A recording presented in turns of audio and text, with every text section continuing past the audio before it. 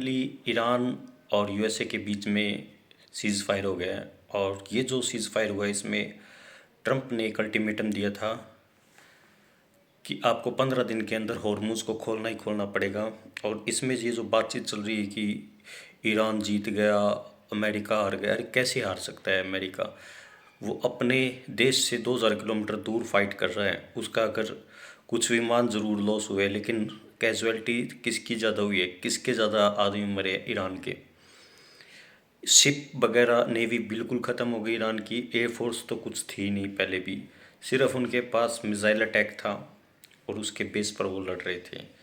तो ये सब बातें बेफिजूली है कि ईरान जीत गया, ऐसा कुछ भी नहीं है। ट्रंप के ऊपर एक डोमेस्टिक प्रेशर था क्योंकि वहाँ की पब्लिक जो है वो प्रोटेस्ट कर रही थी ट्रंप के खिलाफ कि हम इस युद्ध में क्या कर रहे हैं, हमारा लॉसेस तो हो ही रहे थे। क्योंकि अगर एक विमान भी क्रैश करता है तो वो बिलियंस ऑफ डॉलर्स में आता है।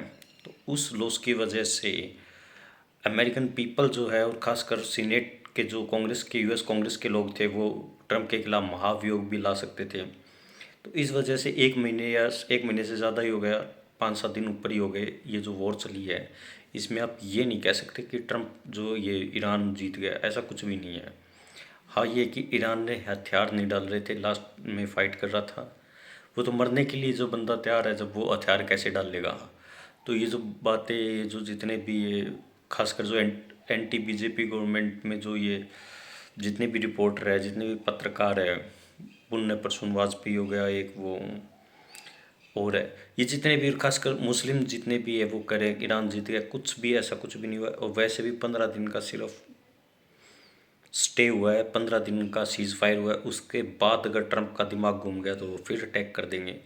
ईरान ने कुछ शर्तें मान ली, हॉर्मुज़ वगैरह खुल गया, न्यूक्लियर कैपेबिलिटी पर भी अगर सहमति बनी तो ये सीज़ फायर परमानेंट हो सकता है। पर इस सीज़ फायर में ये नहीं है कि अमेरिकन जो शिप है वहाँ पर, वॉरशिप है अब्राहम लिंकन वगैरह, वो वापस अमेरिका आ जाएगी, वो वहीं रहेंगी 15 दिन तक।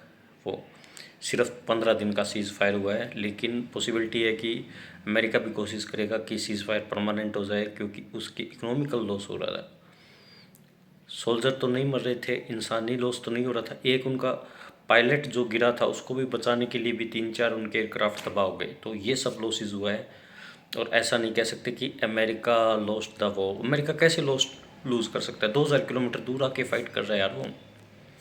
तो ये इन्फॉर्मेशन आपको देनी थी। इसका सबसे बड़ा इम्पैक्ट होगा, अब शेयर बाज़ार अप होगा और गैसेस प्राइस और ऑयल प्राइसेस जो है वो कुछ स्टेबल होंगे। और किसानों में के अंदर जो मस्टर्ड सरसों की खेती के लिए जो ऑयल जो था, जो तेल जो था, जो उसके प्राइस बढ़ रहे थे, वो भी कोई काफ़ी हद तक स्टेबल होंगे। तो फिलहाल वॉर को ख़त्म होने में ही फ़ायदा है। ठीक है, ओके, थैंक यू।